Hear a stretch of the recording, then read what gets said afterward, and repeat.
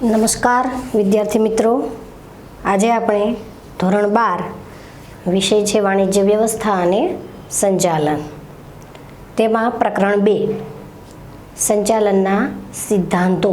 આજે આપણે આ સંચાલનના સિદ્ધાંતો છે એમાં હેનરી ફેયલનો સંચાલનનો સિદ્ધાંત એની સમજૂતી મેળવીશું.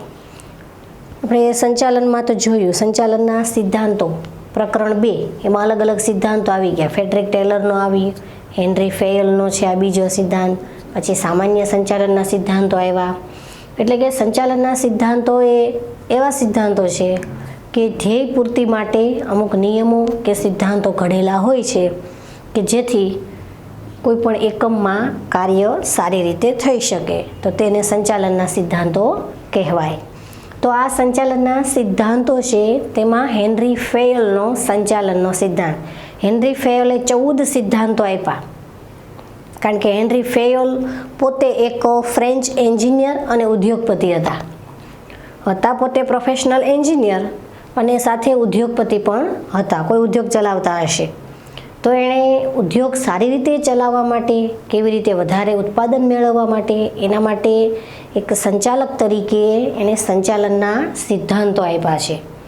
આ સિદ્ધાંતો તેમણે 1916માં આપ્યા. ક્યારે આપ્યા? ઈસવીસન 1916માં તેણે એક પુસ્તક લખ્યું, industrial and general management. Industrial and general management એવું પુસ્તક લખ્યું. એમાં તેણે આ 14 સિદ્ધાંતો આપ્યા છે કે સારી રીતે સંચાલન કરવું હોય, એકમને સફળતા તરફ આગળ લઈ જવું હોય, કર્મચારીઓ સાથે સારી રીતે કામ લેવું હોય તો આ સિદ્ધાંતો છે તેને અનુસરવા પડે, તેવી વાત તેણે એના પુસ્તકમાં કહેલી છે. તો આજે આપણે વિદ્યાર્થી મિત્રો જે આ હેનરી ફેયલે જે 14 સિદ્ધાંત આપ્યા છે એની આપણે ચર્ચા કરીશું. ક્યારે આપેલા છે? ઈસવીસન 1916માં. પુસ્તક હતું ઇન્ડસ્ટ્રીયલ એન્ડ જનરલ મેનેજમેન્ટ. MCQમાં સવાલ પૂછાઈ શકે છે અથવા 1 માર્કમાં પણ સવાલ પૂછાઈ શકે. ઈસવીસન ખાસ યાદ રાખવાની છે 1916માં. હેનરી ફેયલ એક ફ્રેન્ચ એન્જિનિયર અને ઉદ્યોગપતિ હતા. એણે જે સંચાલનના સિદ્ધાંતો આપ્યા છે તેમાં પહેલો સિદ્ધાંત છે શ્રમ વિભાજનનો સિદ્ધાંત. શ્રમ એટલે તો કે કર્મચારીઓ જે કામ કરે છે તે. ઉત્પાદનનું ત્રીજું સાધન જમીન, મૂડી, શ્રમ અને નિયોજક, જે 4 સાધન છે એમાં ત્રીજું સાધન શ્રમ. શ્રમ એટલે અહીંયા આપણે કર્મચારીઓને લેવાના છે. શ્રમ વિભાજનનો સિદ્ધાંત એટલે કે જે કર્મચારીઓ કામ કરે છે એમાં એના કાર્યનું વિભાજન કરવાનું છે. જેને જેવી આવડત, જેની જેવી બુદ્ધિ, જેની પાસે જેવી કુશળતા, કામ કરવાની ક્ષમતા, એને ધ્યાનમાં રાખીને શ્રમનું વિભાજન થવું જોઈએ. ખ્યાલ આવ્યો? કોઈ કર્મચારી છે તે ઉત્પાદન વિભાગમાં વધારે સારી રીતે કાર્ય કરી શકતો હોય તો એને એ વિભાગ સોંપવો જોઈએ, કોઈ ખરીદ વિભાગમાં, કોઈ વેચાણ વિભાગમાં. એટલે કે શ્રમનું વિભાજન થવું જોઈએ. અથવા તો કોઈ કર્મચારીઓને વધારે પડતું કામ પણ ન આપી દેવું જોઈએ. એટલે કે જેટલા કર્મચારીઓ એકમમાં છે તેમની વચ્ચે કામનું વિભાજન થયેલું હોવું જોઈએ, તો સારી રીતે કાર્ય થઈ શકે અને બધાની વચ્ચે સુમેળ પણ જળવાઈ રહે. તો આ છે શ્રમ વિભાજનનો સિદ્ધાંત. બીજો સિદ્ધાંત હેનરી ફેયલે આપ્યો છે શિસ્તનો સિદ્ધાંત. કયો સિદ્ધાંત? શિસ્ત. કોઈ પણ એકમમાં જાઓ એમાં શિસ્ત તો જોઈએ જ. હવે આપણે સ્કૂલની જ વાત કરો, બરાબર ને? શિસ્તની વાતો રોજ જે થતી હોય તને પ્રાર્થના સભામાં કહેવામાં આવે, શિસ્તના નિયમો બતાવવામાં આવે, બરાબર ને? એ નિયમો છે તેનું પાલન કરવું પડે. એવું નહીં કે સ્કૂલમાં જ શિસ્ત હોય. કોઈ પણ ઔદ્યોગિક એકમ હોય, પછી એ નાનું એકમ હોય, મધ્યમ એકમ હોય કે પછી મોટું એકમ હોય, શિસ્ત જરૂરી છે. આપણે ઘર હોય તો ઘરે અમુક શિસ્તના નિયમો હોય. આપણે ઘરે પણ ગમે તેવું વર્તન નથી કરતા, બરાબર ને? ગમે તેવું વર્તન કરીએ એટલે મમ્મી તરત ખીજાય કે આમ નહીં કરવાનું, આમ કરવાનું. તો એ શું છે? એક પ્રકારની શિસ્ત છે એમ. શિસ્ત એટલે એવું નહીં કે બસ એના ઉપર ચોક્કસ નિયમો થોપી જ દેવાના અને ફરજિયાત એનું પાલન કરવાનું છે, પણ શિસ્ત એ વ્યક્તિમાં આપોઆપ આવી જોઈએ. એટલે કે શિસ્તનો સિદ્ધાંત જે હેનરી ફેયલે આપ્યો છે તે ઔદ્યોગિક એકમમાં શિસ્ત જળવાવી જોઈએ. સંચાલક દ્વારા, જે ઉચ્ચ સપાટી દ્વારા, જે મેનેજમેન્ટ દ્વારા જે નીતિ નિયમો ઘડવામાં આવ્યા છે, જે સિદ્ધાંતો ઘડવામાં આવ્યા છે તેનું પૂરેપૂરું પાલન થવું જોઈએ. જે આચારસંહિતા નક્કી કરવામાં આવી છે તેનું પણ પાલન થવું જોઈએ, એટલે કે શિસ્ત. અને જો આ આચારસંહિતાનું પાલન કરીને કર્મચારીઓ કાર્ય કરે તો તેમની વચ્ચે ચોક્કસ શિસ્ત જળવાઈ રહે અને શાંતિથી કાર્ય થાય, કે જેથી કરીને ઔદ્યોગિક ઝઘડાઓ છે તે ઓછા થાય. ત્રીજો સિદ્ધાંત હેનરી ફેયલે આપ્યો છે સત્તા અને જવાબદારીનો સિદ્ધાંત. કયો સિદ્ધાંત છે ત્રીજો? સત્તા અને જવાબદારીનો સિદ્ધાંત. સત્તા અને જવાબદારી એક સિક્કાની બે બાજુ છે. શું છે? સિક્કો હોય એની બે બાજુ હોય ને, એક બાજુ છાપ એક બાજુ કાટ. તો સત્તા અને જવાબદારી છે તે એક સિક્કાની બે બાજુ છે. એક બાજુ સત્તા છે, બીજી બાજુ જવાબદારી છે. એટલે કે જો સત્તા કોની પાસે છે? તો કે સંચાલકો પાસે. મેનેજમેન્ટ મંડળ જે ઉચ્ચ સપાટી છે સંચાલનની તેની પાસે. અને જવાબદારી કોની પાસે છે? તો કે કર્મચારીઓ પાસે. એટલે કે સત્તા અને જવાબદારી. સત્તા વગરની જવાબદારી અધૂરી છે અને જવાબદારી વગરની સત્તા. એટલે કે સંચાલકો છે એ કર્મચારીઓને જવાબદાર હોવા જોઈએ અને કર્મચારીઓ છે તે સંચાલક મંડળને જવાબદાર હોવા જોઈએ. ઉપર જે કંઈ નીતિ નિયમો નક્કી થતા હોય તેનું પાલન પણ નીચલી સપાટી એટલે કે તળ સપાટીના કર્મચારીઓએ કરવાનું રહે છે. એટલે કે ઉચ્ચ સપાટી છે તે મધ્ય સપાટી છે તે તળ સપાટી. આ રીતે સત્તા અને જવાબદારીની વહેંચણી થયેલી હોય છે. એટલે કે તળ સપાટી છે તે મધ્ય સપાટી અને ઉચ્ચ સપાટીને જવાબદાર. તળ સપાટી છે તે મધ્ય સપાટીને જવાબદાર હોય. મધ્ય સપાટીના કર્મચારીઓ છે તે ઉચ્ચ સપાટીને જવાબદાર હોય. તો આ રીતે એકમમાં સત્તા અને જવાબદારીનો સિદ્ધાંત લાગુ પડે છે. ત્યાર પછી છે હુકમની એક વાક્યતાનો સિદ્ધાંત. હુકમ એટલે તો કે આદેશો આપવા. આપણે કહીએ ને હુકમ કર્યો છે અને ફરજિયાત એનું પાલન કરવું જ પડશે, તો એને કહેવાય હુકમ.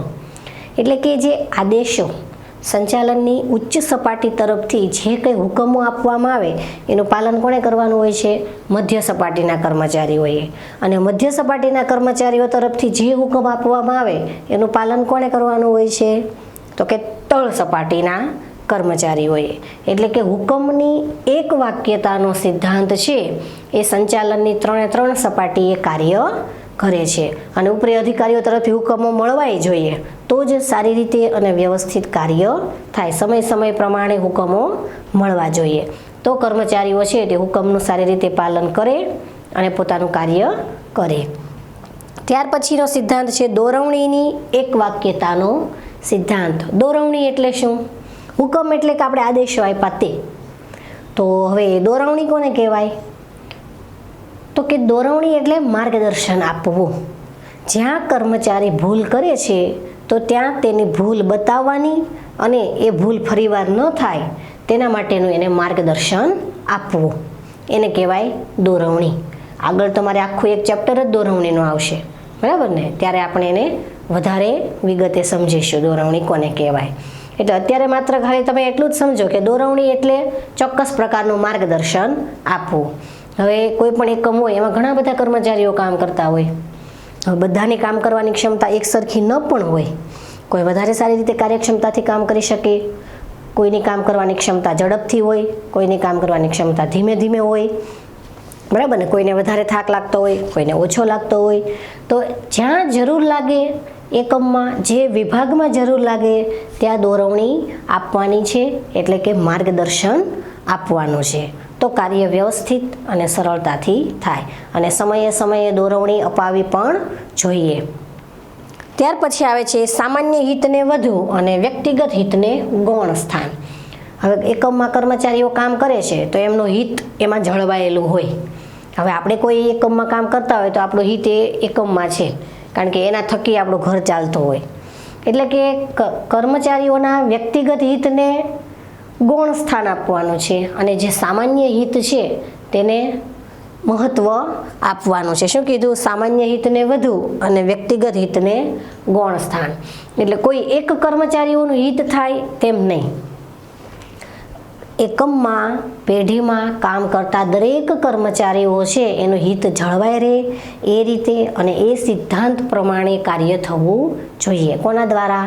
તો કે સંચાલકો દ્વારા, બરાબર, સામાન્ય હિતને વધારે મહત્ત્વ આપવાનું છે, કર્મચારીઓના પર્સનલ વ્યક્તિગત હિતને ઓછું મહત્ત્વ આપવાનું છે, બરાબર. એટલે કે જો બોનસના લાભ મળતા હોય અથવા પગાર વધારાના લાભ મળતા હોય અથવા પીએફના લાભ મળતા હોય તો દરેકને મળવા જોઈએ. જેનું જેવું કામ એ પ્રમાણે, એવું નહીં કે બધાને સરખા જ મળે, બરાબર. જેનું કામ એ પ્રમાણે મળવા જોઈએ.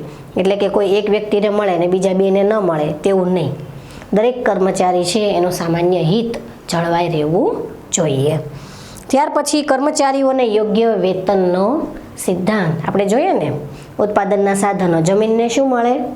વળતર સ્વરૂપે ભાડું. મૂડીને શું મળે? વ્યાજ. અને શ્રમને શું મળે? વેતન.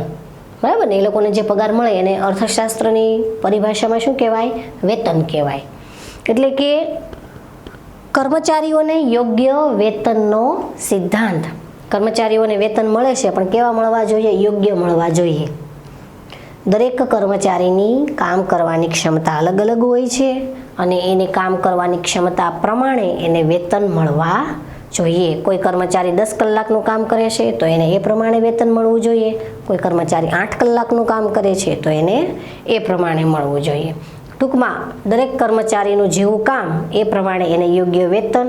આ વેતન સિવાય પણ એને બોનસ, મોંઘવારી ભથ્થું, મોંઘવારીનો સમય હોય ત્યારે એક્સ્ટ્રા થોડોક વધારાનું વેતન મળે, મોંઘવારી ભથ્થું છે, ત્યાર પછી એનું પેન્શન છે. તો આ રીતે એને વેતનનો સિદ્ધાંત ને અનુસરીને જો કાર્ય સંચાલકો કરે તો એકમ છે એ સફળતા તરફ આગળ વધે. એટલે કે હેનરી ફેયોલે આ વેતનનો સિદ્ધાંત છે એને પણ ધ્યાનમાં રાખવાની વાત કરી છે. કેન્દ્રીકરણનો સિદ્ધાંત. કેન્દ્રીકરણ અને વિકેન્દ્રીકરણ આપણે બંને એકમમાં જોવા મળતું હોય છે. કેન્દ્રીકરણ એટલે એક કેન્દ્ર પૂરતો સ્થિર કરવું, વિકેન્દ્રીકરણ એટલે ફેલાવો, બરાબર ને. આપણે સામાન્ય અર્થમાં આ રીતે એનો કરી શકીએ સામાન્ય અર્થ. પણ આ સત્તા અને જવાબદારીને ધ્યાનમાં રાખીને એકમમાં કેન્દ્રીકરણનો સિદ્ધાંત લાગુ પાડવાનો છે અને આ કેન્દ્રીકરણનો સિદ્ધાંત લાગુ પાડીને કર્મચારીઓ પાસેથી કામ લેવાનું છે. ત્યાર પછી હેનરી ફેયોલે સિદ્ધાંત આપ્યો છે સત્તાની રેખિક સાંકળનો સિદ્ધાંત. કયો સિદ્ધાંત આપ્યો છે? સત્તાની રેખિક સાંકળનો સિદ્ધાંત. સત્તાની સાંકળ બનાવવા છે. સાંકળ કેવી હોય? તો કે એક કડી સાથે બીજી કડી જોઈન્ટ હોય, બીજી કડી સાથે ત્રીજી કડી જોઈન્ટ હોય, ત્રીજી કડી સાથે ચોથી કડી જોઈન્ટ હોય. એમ એક કરતાં ઘણી બધી કડીઓ જોઈન્ટ કરો ત્યારે સાંકળ બને. તો આ જે એકમમાં કામ થાય છે એમની વચ્ચે પણ સત્તાની એક રેખિક સાંકળ બનવી જોઈએ. એટલે કે એક કર્મચારીની સાથે બીજો જોડાયેલો હોવો જોઈએ, બીજાની સાથે ત્રીજો, ત્રીજાની સાથે ચોથો. એમ કરતાં જેટલા કામ કરે છે એ બધા વચ્ચે સત્તાની સાંકળ રચાવી જોઈએ. જેમ કે સંચાલનની સપાટીઓ. હવે જે સંચાલનની સપાટીઓ છે આપણે જોઈએ છીએ, સંચાલનની મુખ્ય 3 સપાટી છે. આ રીતની આકૃતિ આવે છે સંચાલનની સપાટીની, બરાબર ને. આ પહેલી સપાટી, બીજી સપાટી અને ત્રીજી. એટલે કે ઉચ્ચ સપાટી, મધ્ય સપાટી અને તળ સપાટી. એટલે કે ઉચ્ચ સપાટી છે, આ મધ્ય સપાટી છે અને તળ સપાટી છે. તો એમની વચ્ચે આમ સાંકળ રચાવી જોઈએ.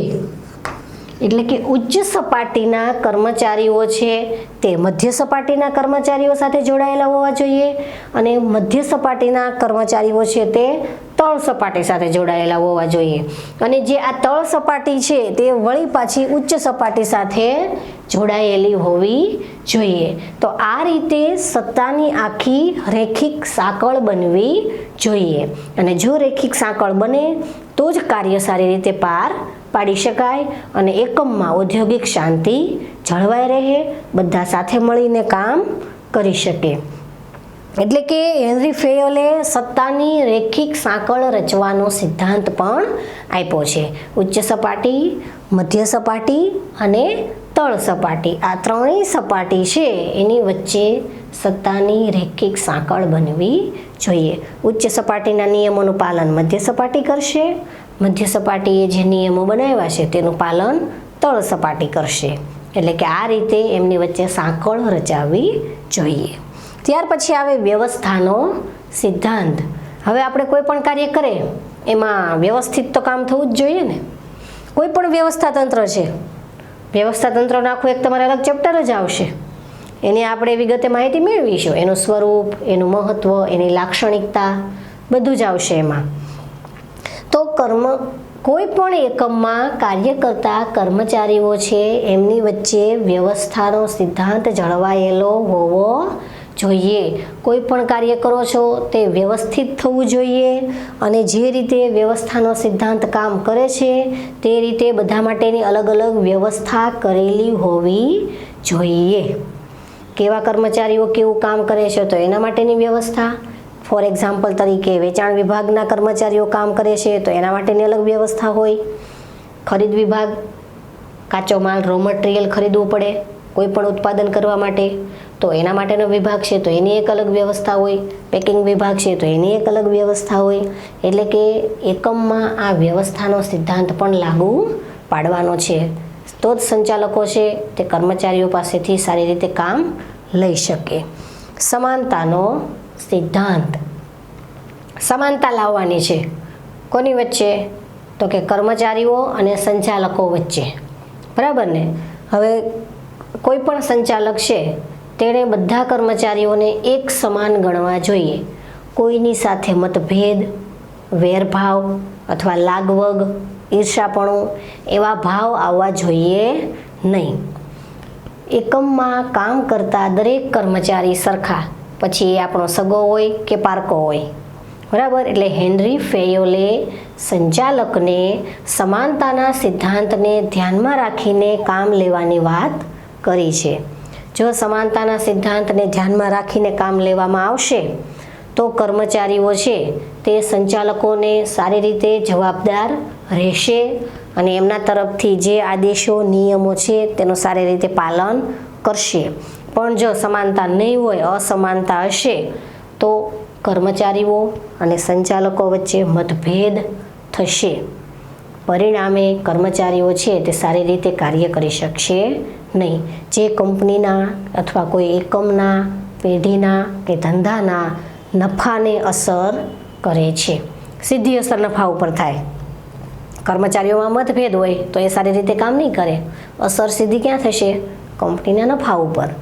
એટલે કે હેનરી ફેયોલે સમાનતાના સિદ્ધાંતને અનુસરવાની વાત કરી છે. ત્યાર પછી સ્થિર કર્મચારી ગણનો સિદ્ધાંત. શું કીધું?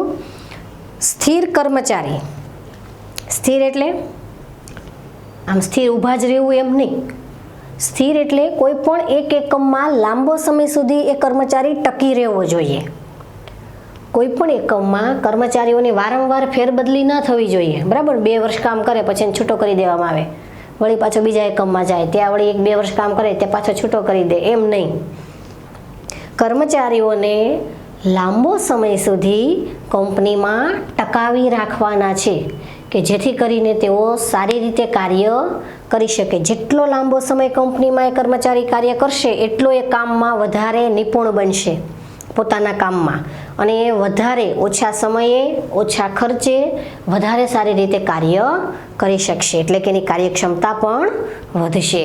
એટલે કર્મચારીઓની જે સંચાલકો દ્વારા વારંવાર ફેરબદલી થતી હોય અથવા એને છૂટા કરવામાં આવતા હોય તો એ દરને ઘટાડવાની વાત આ હેનરી ફેયોલે કરી છે. કે કર્મચારી સ્થિર કર્મચારી ગણનો સિદ્ધાંત એમણે આપ્યો છે. એટલે કે કર્મચારીઓને લાંબો સમય સુધી એકમમાં ટકાવી રાખવાના છે, તેની વારંવાર ફેરબદલી કરવાની નથી. ત્યાર પછી આવે છે પહેલ વૃત્તિનો સિદ્ધાંત. પહેલ વૃત્તિ કોને કહેવાય? પહેલ, એના નામ પ્રમાણે ગુણ છે પહેલ. પહેલ વૃત્તિ એટલે કોઈ નવી શરૂઆત કરવી, પહેલી જ વખત કોઈના દ્વારા કરવામાં આવતી હોય, બરાબર ને, નવી શરૂઆત, તો આપણે એને પહેલ વૃત્તિ કહીએ.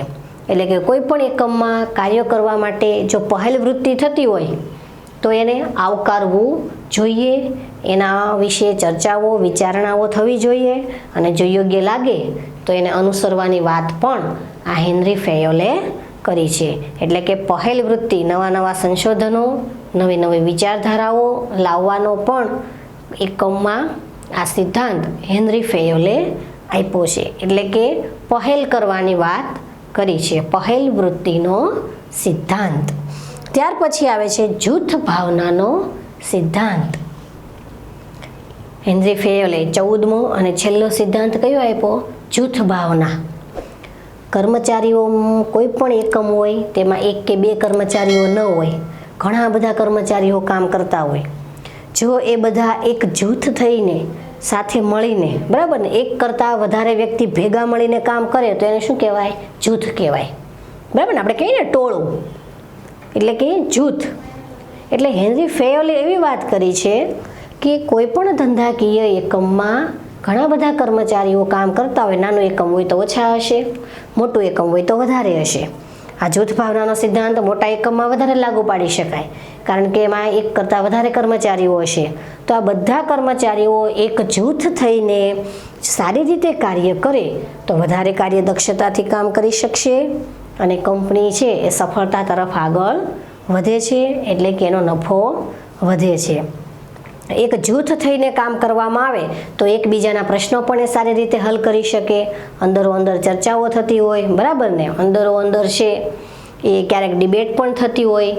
તો આ રીતે જૂથ ભાવના સાથે મળીને કર્મચારીઓ પાસે કામ કરાવવાનું છે, એટલે કે સંચાલકોએ કર્મચારીઓ એક જૂથ બનીને કામ કરે તેવા પ્રયત્નો કરવાના છે, નહીં કે કર્મચારીઓ વચ્ચે મતભેદો ઊભા થાય, ઔદ્યોગિક ઝઘડાઓ જોવા મળે, બરાબર ને, શિસ્તનો ભંગ થતો હોય, એવા કોઈ પ્રશ્નો છે તે એકમમાં આવવા જોઈએ નહીં. ઘણી વખત આપણે એકમમાં જોતા હોઈએ કે કર્મચારીઓ વચ્ચે મારામારીના પ્રશ્નો પણ ઊભા થઈ જતા હોય, તો આવું થવું જોઈએ નહીં. જો શિસ્તના સિદ્ધાંતને બરાબર અનુસરવામાં આવે, આચારસંહિતાનું પાલન કરવામાં આવે તો ચોક્કસ અને ચોક્કસ કર્મચારીઓ છે એ જૂથ ભાવનાના સિદ્ધાંતને અનુસરશે, સાથે મળીને કામ કરશે. આ હતા હેનરી ફેયોલના સંચાલનના સિદ્ધાંતો. 5 માર્કનો સવાલ પરીક્ષામાં પૂછાય છે. હેનરી ફેયોલનો સંચાલનનો સિદ્ધાંત સમજાવો. આ 14 સિદ્ધાંતો આપ્યા છે હેનરી ફેયોલે. બને તેટલા લખવાનો પ્રયાસ કરવાનો, કારણ કે 5 માર્કનો સવાલ છે એટલે બધા મુદ્દાને તમે આવરી લ્યો તો વધારે બેટર છે. ન કદાચ એકાદા બે ભૂલાઈ જાય તો પણ ચાલે, અને ક્રમમાં લખવા પણ જરૂરી નથી. એવું નથી કે તમે આને ક્રમમાં જ લખો. પ્રક્રિયા, સોપાન, એવી બાબતો હોય ને એને જ ક્રમમાં લખવાની. કોઈ પ્રક્રિયા આપી હોય અથવા તો સોપાન આપ્યા હોય કે તબક્કા આપ્યા હોય તો જ એને ક્રમમાં લખવા જરૂરી છે. બાકી કોઈ પણ લક્ષણો છે, કોઈ મહત્વ હોય કે કોઈ સિદ્ધાંત હોય એને ક્રમમાં લખવાની જરૂર નથી. હા, ક્રમમાં યાદ રાખવો એ વધારે સારી વાત છે, પણ ક્રમમાં યાદ ન રહે તો તમારે ચાવી બનાવીને જેવી રીતે યાદ રહે એ રીતે યાદ રાખવાનો પ્રયત્ન કરવાનો છે. તો આટલા હતા હેનરી ફેયોલના સંચાલનના સિદ્ધાંત. એકવાર ફરીવાર રિપીટ કરું છું. પહેલો સિદ્ધાંત શ્રમ વિભાજનનો સિદ્ધાંત, બીજો શિસ્તનો સિદ્ધાંત, ત્રીજો સત્તા અને જવાબદારીનો સિદ્ધાંત, ચોથો હુકમની એક વાક્યતાનો સિદ્ધાંત, 5 દોરવણીની એક વાક્યતાનો સિદ્ધાંત, 6 સામાન્ય હિતને વધુ અને વ્યક્તિગત હિતને ગૌણ સ્થાન, કર્મચારીને યોગ્ય વેતનનો સિદ્ધાંત, કેન્દ્રીકરણનો સિદ્ધાંત, સત્તાની રેખિક સાંકળનો સિદ્ધાંત, વ્યવસ્થાનો સિદ્ધાંત, સમાનતાનો સિદ્ધાંત, સ્થિર કર્મચારી ગણનો સિદ્ધાંત, પહેલ વૃત્તિનો સિદ્ધાંત અને છેલ્લે આવે છે જૂથ ભાવનાનો સિદ્ધાંત. જૂથ ભાવનાનો સિદ્ધાંત. આ હતા હેનરી ફેયોલના સંચાલનના સિદ્ધાંતો. હેનરી ફેયોલે 1906માં પોતાના પુસ્તક ઇન્ડસ્ટ્રીયલ એન્ડ જનરલ મેનેજમેન્ટ, આ પુસ્તકમાં આ સિદ્ધાંતો આપેલા છે. હેનરી ફેયોલ એક ફ્રેન્ચ એન્જિનિયર અને ઉદ્યોગપતિ હતા. ઉદ્યોગપતિ હોવાને લીધે તેણે આ સિદ્ધાંતો આપ્યા છે. ખ્યાલ આવ્યો? તો વિદ્યાર્થી મિત્રો, આજે આપણે હેનરી ફેયોલના સંચાલનના સિદ્ધાંતોની ચર્ચા કરી છે. વધારે માહિતી માટે, વધારે ડિટેલ માટે તમે ટેક્સ્ટ બુક વાંચી શકો છો. માત્ર એના નામ પ્રમાણે ગુણ એની જેવી વાત છે, બરાબર. માત્ર તમને પોઈન્ટ યાદ રહે તો અંદરની ડિટેલ લખતા વિદ્યાર્થીઓને 100% આવડે જ.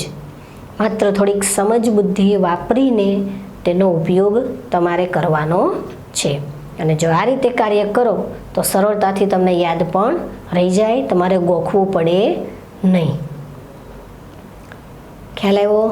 ઓકે વિદ્યાર્થી મિત્રો, તો આજે આપણે હેનરી ફેયલનો સંચાલનનો સિદ્ધાંત અહીંયા આપણે પૂર્ણ કરીએ છીએ. Thank you.